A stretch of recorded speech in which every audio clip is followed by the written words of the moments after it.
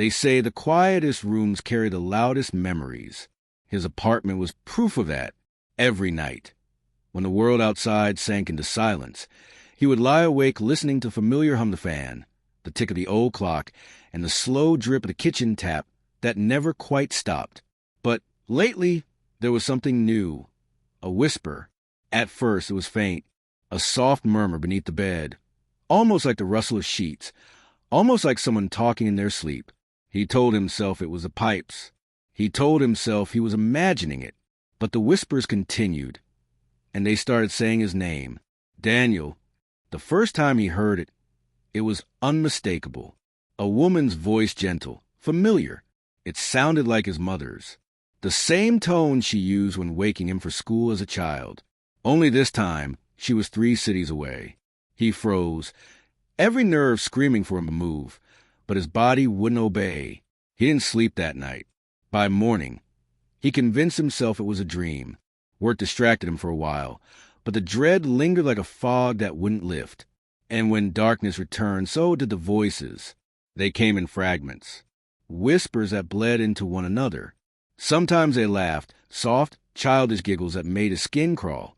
Sometimes they cried, low sobs muffled by the floorboards. And sometimes they imitated him. "Don't be stupid," one whisper said one night. "It's just your mind playing tricks." The same words he'd said to himself a night before, repeated back perfectly, tone for tone.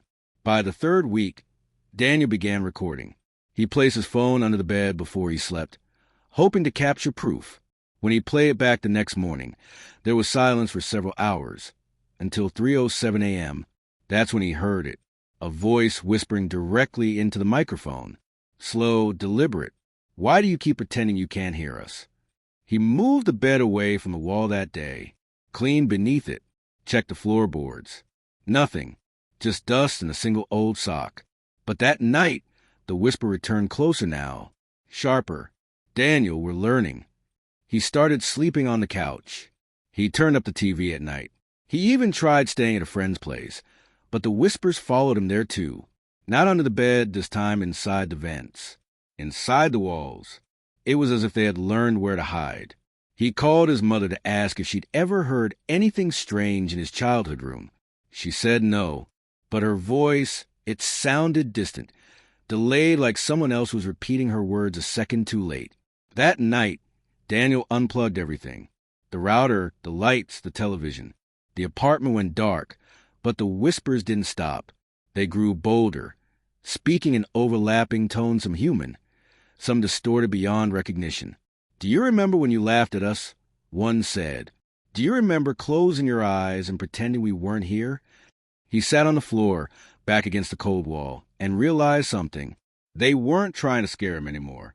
They were talking with him, repeating his habits, his voice, his breathing, learning, evolving. That's when he made the mistake. The whisper that night was different. Calm, familiar. "Daniel," it said softly, "look under here. We found you." He didn't want to look. Every part of him screamed, "Don't." But his curiosity was louder than his fear. He bent down, slow, trembling, the floor creaking under his weight. He lifted the edge of the blanket and peered into the dark space beneath the bed. There was nothing, only blackness, so deep it looked like a hole. Then, from inside that darkness, his own face stared back, not reflected, not imagined. It blinked, perfectly in sync with his own, and when he gasped, it smiled. The recording ends there. The next morning, neighbors reported hearing loud scraping sounds, furniture dragging, muffled screams that stopped abruptly around 4 a.m. Police found the apartment door still locked from the inside. No signs of forced entry. The bed was overturned, the sheets torn, but Daniel was gone. Only his phone remained still recording. On the final seconds of the tape, a whisper speaks clear, unbroken. "Your turn to listen."